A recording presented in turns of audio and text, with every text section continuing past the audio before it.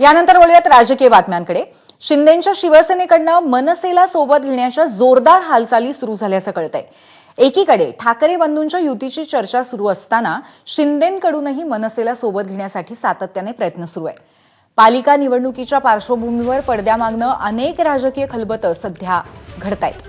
ठाकरे बंधू एकत्र येण्याची चर्चा आणि बॅनरबाजी जोर धरत असतानाच शिंदेंच्या शिवसेनेकडनं युतीसाठी विशेष प्रयत्न होत आहेत। शिवसेना मनसे युतीबद्दल मंत्री उदय सामंतांकडनं खास करून प्रयत्न सुरू असल्याचीही माहिती आहे।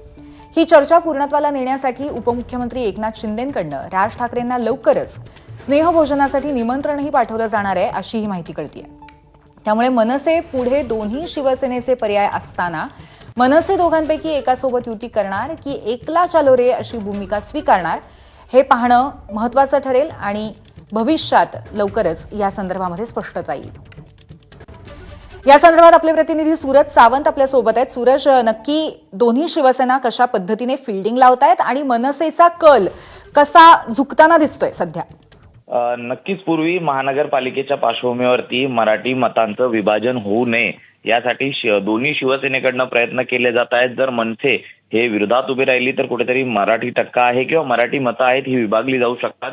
या अनुषंगाने दोन्ही शिवसेनेकडनं मनसेला स्वतःसोबत घेण्यासंदर्भातले प्रयत्न हे आता सुरू झालेले आहेत। एकीकडे दोन्ही ठाकरे बंधू यांच्यातली जी चर्चा आहे युती संदर्भातली ही जोर धरत होती। बॅनरबाजीतनं ते पाहायला मिळालं, पदाधिकारी देखील एकत्र आंदोलन करताना पाहायला मिळाले। मात्र दुसरीकडे शिंदेंच्या शिवसेनेकडनं देखील मनसे संदर्भातल्या युतीबाबत प्रयत्न सुरू आहे। स्वतः मंत्री उदय सामंत हे या ठिकाणी विशेष प्रयत्न करत असल्याची माहिती मिळत आहे आणि या संदर्भात लवकरच उपमुख्यमंत्री एकनाथ शिंदे यांच्याकडनं देखील राज ठाकरेंना या संदर्भात लवकरच निमंत्रण पाठवून चर्चा केली जाणार असल्याचं कळतंय। त्यामुळे मनसे पुढे आता दोन पर्याय आहेत।